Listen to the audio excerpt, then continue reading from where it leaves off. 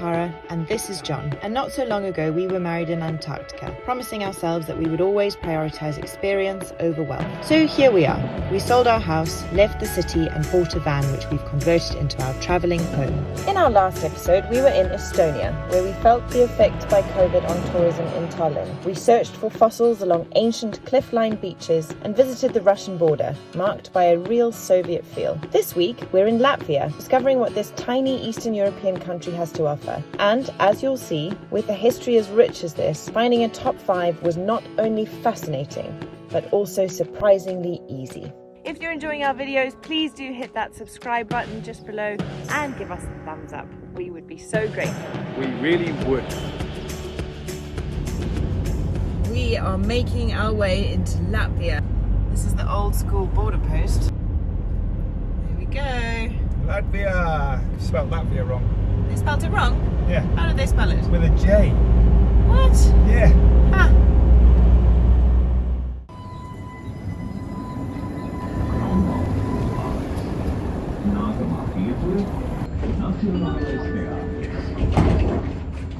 Latvia. We have got no idea what Latvia's got in store for us. But we're going to have a good look around today, starting off with the capital city, Riga. It's kind of fun to arrive to a place without any idea of what there is around. It means that you can just explore kind of freely, stumble upon things. So let's see what we'll stumble upon today. Where we've done that in the past, like Estonia, we were massively, pleasantly surprised, weren't we? It's true, it's true. First thing we stumble across is an armadillo, and here's how that conversation went. Tara, walking along, goes, there's an armadillo.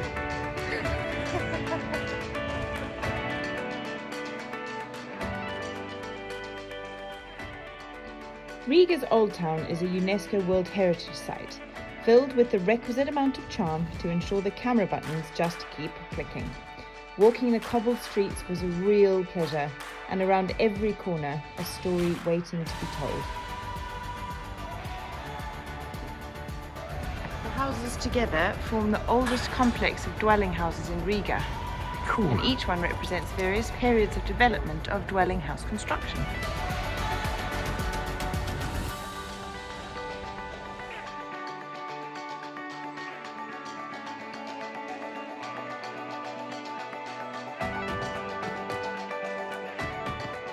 This is the Cat House. In the 14th century, being admitted into the Great Guild was a huge honour, and getting snubbed was a giant insult. One Latvian gentleman who was unfortunately snubbed was so offended that he attached this black cat to the top of his building, vowing that it would stare down the guild for as long as the building remained standing. The man and the guild argued for months, but centuries later the cat remains and he doesn't look any less displeased.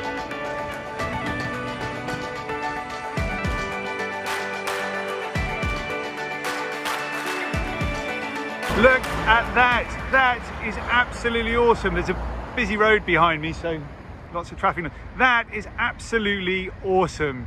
In Budapest, Hungary, they've pretty much removed every single ex-Soviet statue that was lying around, and they've put them in a big field on the edge of town. Here in Riga, they are not everywhere, but there's loads of them all over the place, and I love looking at them. They are massive. There's something very meaty and mighty about these statues. Everything's quite a lot bigger than they should be. Love it. Okay, my darling, see if you can find a sign and find out what that is. So, it is a piece of art known as Homo Democraticus. Basically, is an interpretation of democracy. After admiring the sights of Riga's Old Town, we did something we don't normally do and popped into a couple of museums. They were free, which probably prompted the visits, but boy were we glad that we did. We gained an incredible insight into the undeniably tough history of Latvia, caught for the past century between the rock of the Soviets and the hard place of the Nazis. You could palpably feel how hard they've fought for their independence and how proud they are as a result. The independent and democratic Republic of Latvia was born on November 18, 1918. So yesterday we spent the day exploring Riga and probably spent most of our time in museums.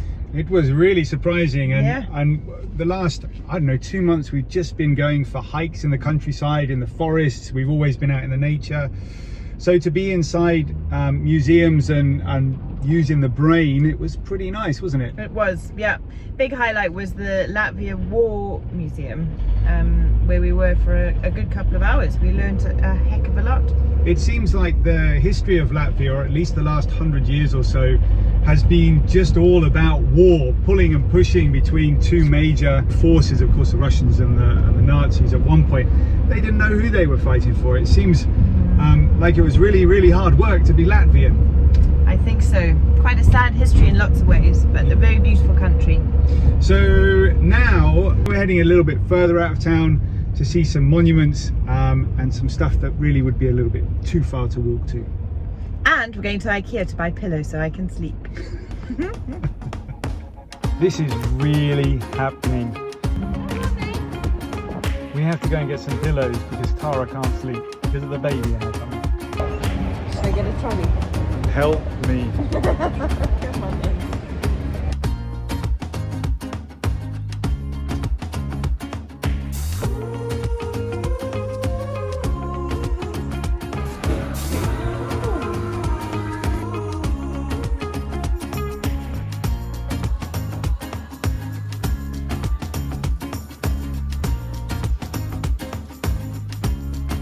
Let it.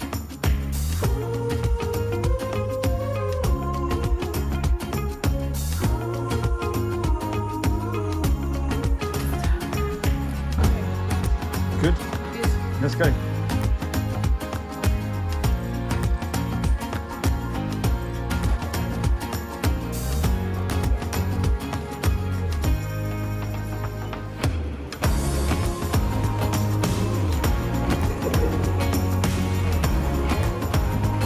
That was an absolute highlight. Loved it. This sign of a good night's sleep.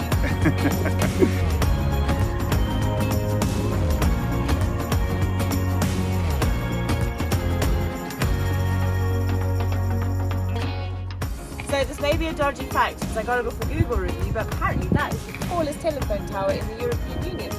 Awesome.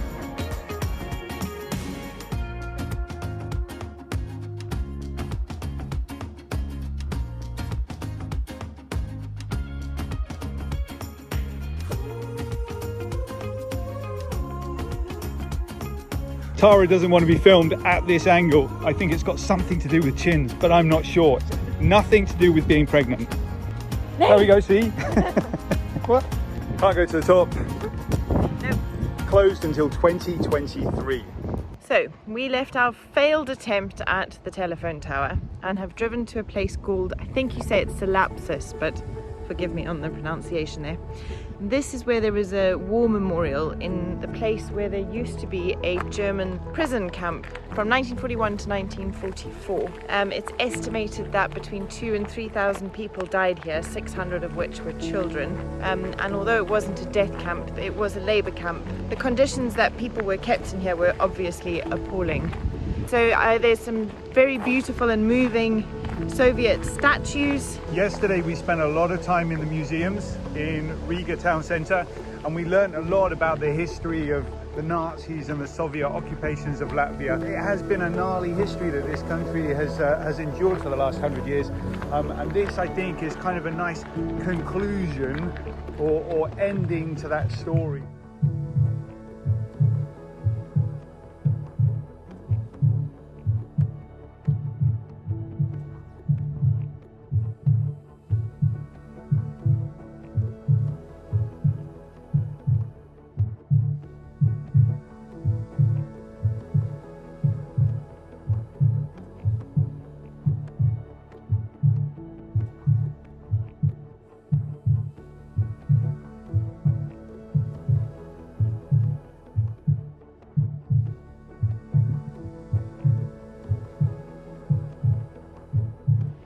That was a deep and dark, but ultimately quite beautiful experience. Yeah, pretty harrowing, but I think important. Very important. I don't want to blab on about it too much because of the nature of the conversation, but If you want to find out more about this place, we have included a link in the description below. Make sure you have a read. They're just some articles that we found interesting, other people's blogs and things. Great way to round off our museum visits yesterday in Riga.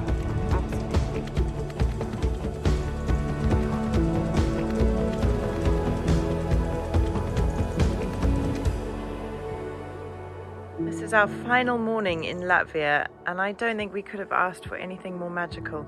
It's been a beautiful sunrise. Wow, we were up very early this morning, so we got most of it, didn't we, love?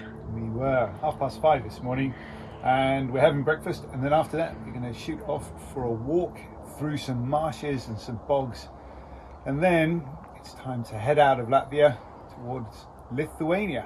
From here, we enter the bog. Oh no! Well, that's okay. That's okay. It's a bog.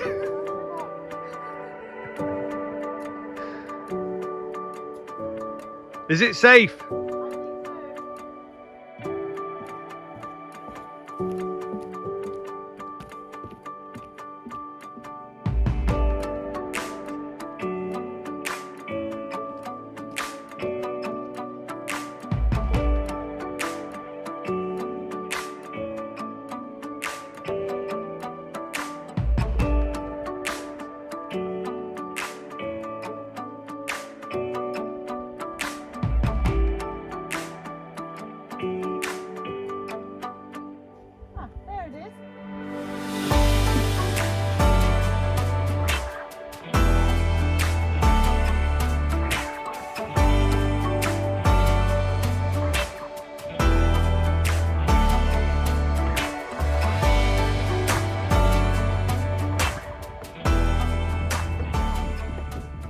Beautiful.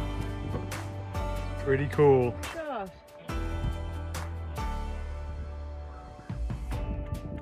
It's massive. That is one big bog. And that is a wrap for Latvia. What an interesting country, and who would have thought? And who'd have thought we had finished it in a bog? Yeah, stranger things. We literally had no idea of what to expect from Latvia when we came here. Estonia was a bit of a hit, and we were thinking, well, what does Latvia have? And it turns out a bucket load. We thoroughly recommend a visit. For sure. We are loving putting these videos together and sharing our travels, and if you're enjoying them, please make sure that you hit that subscribe button just below. It's just literally below. It takes 2 seconds. Hit the subscribe. It would mean a lot to us. Next up, Lithuania. the one below Latvia. See you there.